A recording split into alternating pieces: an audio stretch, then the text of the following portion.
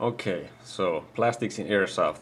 This is gonna be basically like a rant and a guide at the same time, or a tutorial on how to identify with simple methods plastics that are used in airsoft guns and gearboxes and stuff. Well, basically, I'm studying plastics engineering in a university, so I know some deal about plastics. And all the time when I see some reviews of guns or airsoft guns and parts, the people 90% of the time they get the materials wrong when they describe some part, like they call it plastic or polymer or polycarbonate or nylon fiber. I have some pistons here and some other plastic airsoft parts that I have collected over some time, or just what I happen to have laying around. Okay, so the most common plastics you can find in an airsoft gun or a gearbox are nylon, or nylon is the commercial name for polyamide or polyamide. I don't know exactly how that's pronounced properly in English, but polyamide. And then there is polyacetal or POM, and also derolin is also polyacetal. It's actually polyacetal homopolymer, but it's polyacetal still. And then there is polycarbonate, the most famous one and the most misused name. And then there is ABS, which is also very misused. So here, vast majority of these parts here are made of nylon. And one thing too, nylon fiber is actually a wrong term to use, because nylon fiber, even when this, for example, this piston is made of nylon, it's not nylon fiber, it's a solid block of nylon with some glass fiber, not like a sheet of glass fiber inside, but little chips of like few microns, or well, less than half a millimeter long glass fiber chunks that is mixed in the plastic itself, which makes it stiffer and very resistant. So nylon fiber is actually nylon in a fiber form, so it's not it cannot be a solid chunk of plastic like this. For example, some nylon clothing or textiles, those are nylon fiber. So if you see someone using the term nylon fiber about some solid piece of nylon, they really mean that it has some glass fibers or some other reinforcement fibers in them. Not the plastic itself is not fiber. So nylon fiber is sort of an incorrect term. And so now I'm gonna tell how to differ these materials from one another. Maybe the easiest one to identify is polycarbonate. I have a few here. This one is an element piston, and then it is a garter. Do I have any other? And then here's a system one. Is there any others here? Well, I have a piston head made of polycarbonate, but all the others are something else. So polycarbonate is an amorphous plastic that is mostly used for windshields and protective equipment, because it has really good impact handling capabilities. So that's I guess also why so many manufacturers use polycarbonate in their pistons, because it can handle impacts. But the problem with it is that while it can handle very huge loads for a short period of time, it cannot handle them for an extended period of time, like dynamic loads that we have in a gearbox. So polycarbonate tends to create some micro cracks in them. Like here I have a piston head. This is from a G&G M14. It's a stock piston head. There's a steel insert in there, and you can see some cracking in there. That's basically from, well, those cracks have formed during normal use in firing the gun, and quite possibly also the piston head has been too tightly attached on the piston, so that is also a problem with polycarbonate. That's not a problem with nylon.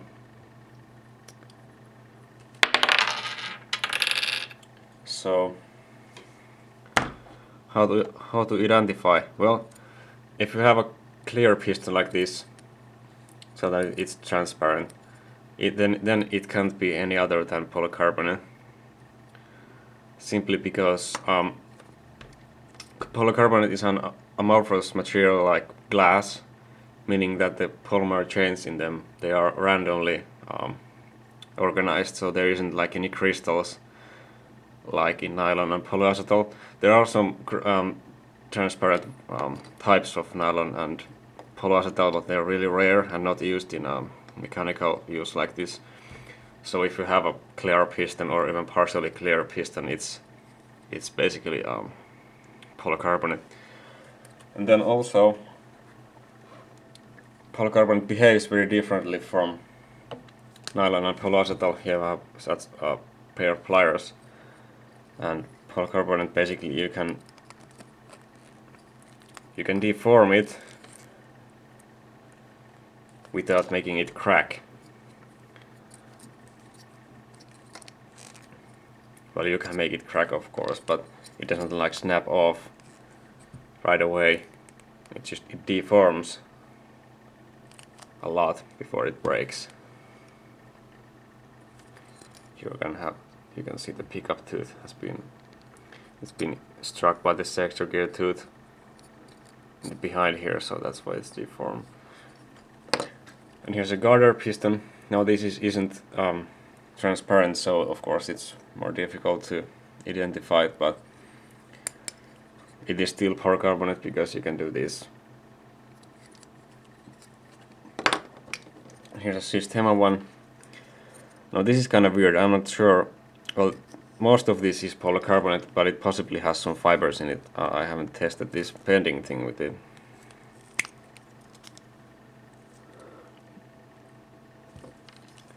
Let's see what it does.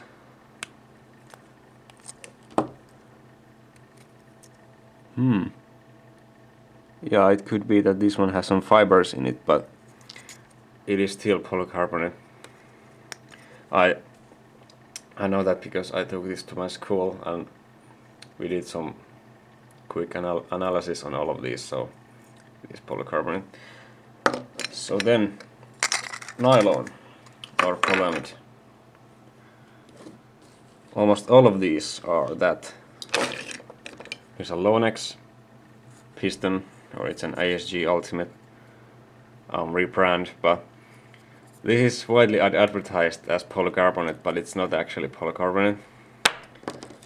And some SHS 19 tooth piston, CYMA stock piston, D-fire piston, few SHS pistons here, JG, ANK, D-Boys, CYMA, and Warbear metal rack piston, and then the cylinder head of an ANK,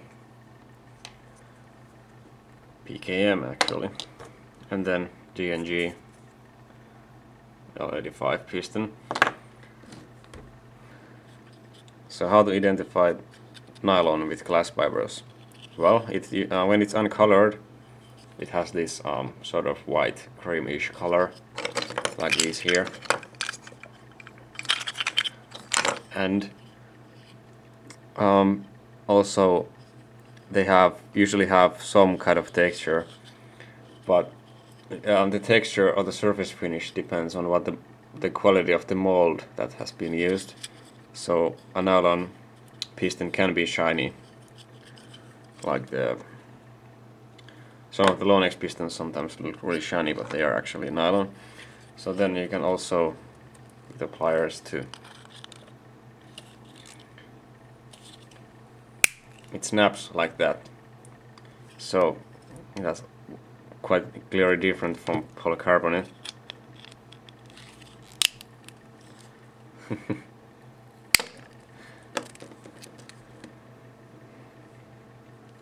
Then there's another method to identify. You have to do this in a well-ventilated area, because you don't want to smell some plastic fumes too much. But basically just with a lighter you set this thing on fire.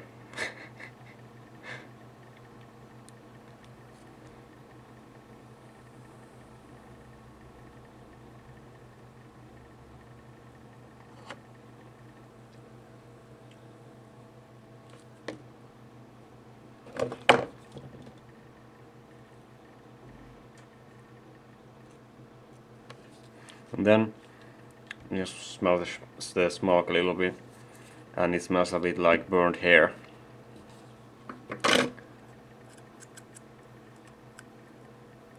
Then also, once you have it, these burnt remains, you can tell that there's some fibers in there because it's still hanging like this. When you take a close look, you can sort of see the fibers. I don't know if I can make it show up in a camera, but there is sort of some fibers visible. And there is the last one is, no, not last one, but polyacetal. I happen to have just one piston here that's made of polyacetal. It's the Madball full metal rack piston that I had a failure with. It's quite similar to nylon, but it tends to be more shiny, and it's also a bit springier and harder feeling. And the same thing with nylon is that you can crack it by using pliers like this. Whoa, this is brittle. Whoa, this is much weaker than I expected. I guess Madball is having some problems with the quality control of their parts. It's not supposed to break this easily. It's just like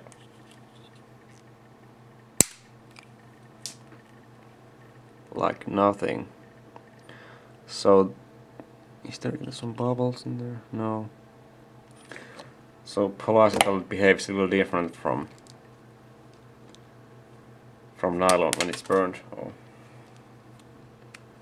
Here I can show you.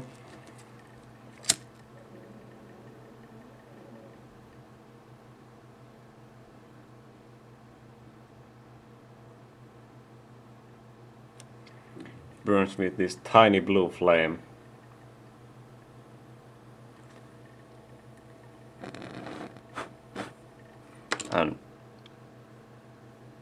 And it smells a bit like burned electronics. Really nasty smell. We don't want to breathe that too much, but it's still safer than tobacco, I think. Don't quote me on that.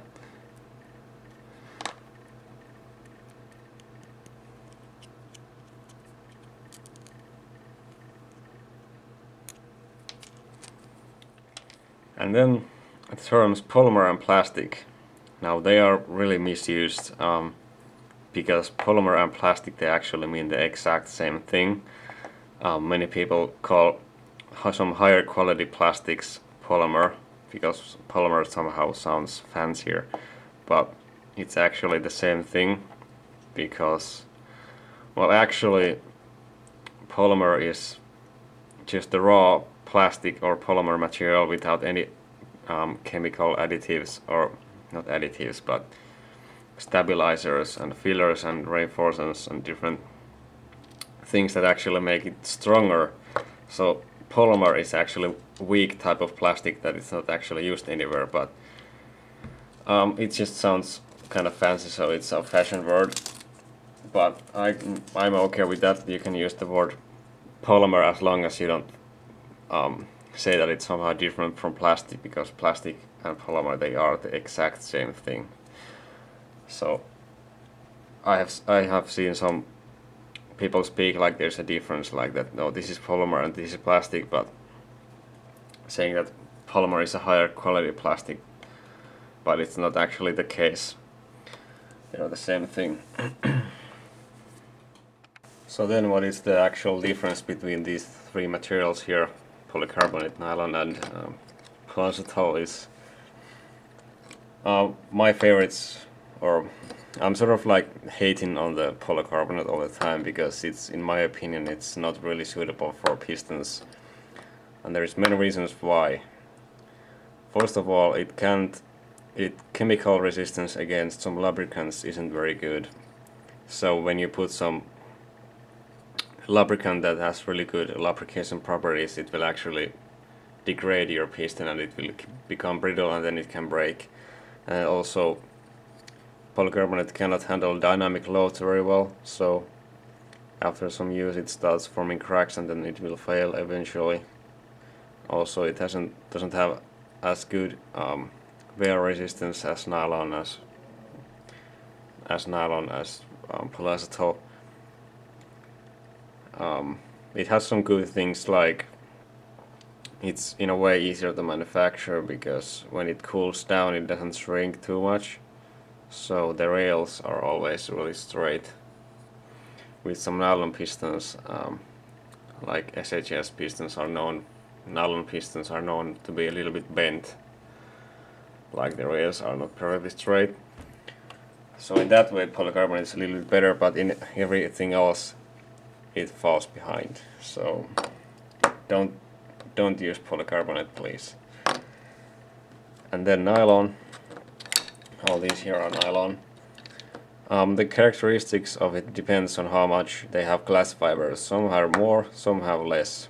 On average it's between 20 to 30%, and also the type of glass fibers determine how good it is. Like there is stronger glass and then there is weaker glass. And I'm guessing some Chinese manufacturers use some cheaper ones, of course. So the difference between glass fiber reinforced nylon and polyacetol isn't very huge. They are both very close to each other in wear resistance and weight and pretty much everything. They both shrink a little bit in manufacturing, but if the manufacturing process is well made, or just overall high quality, then there will be no problems with the straightness. Like SHS ones tend to be a little bit bent. Here I have one SHS. This one doesn't seem to be too bent. Do I have any here? This one is quite bent. I have actually filed the rails a little bit. I used this in my RPK some time ago. Also polycarbonate is kind of corner sensitive, meaning that, like here is the system of piston, the corner in the pickup tooth area here, it basically weakens the area by about 30%, or in some cases even more.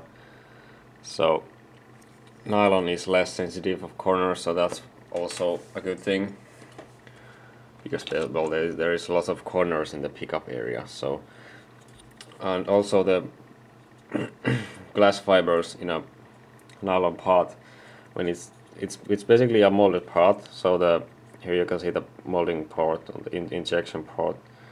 When it's being molded, the plastic starts to fill the mold, and the fibers tend to align with the direction of the flow. So that also has an effect on the strength.